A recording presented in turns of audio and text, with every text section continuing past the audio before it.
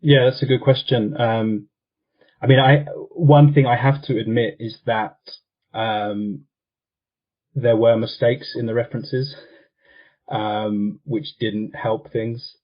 So for example, sometimes the Arabic original references a certain edition of a book, but then we got that edition and it's not on that page. So then we'd have to find another edition and realize it was on a different page. And occasionally there were just kind of errors as well. And I think that's a reflection of the fact that I think the early portion of the book is based on his work at the University of Damascus when he was studying English literature. So I think some of it was probably kind of old, and he was probably revisiting old notes, and that led to some mistakes. But then I think also more broadly, it's a reflection of the fact that he was doing this in his part time, in evenings on the weekend.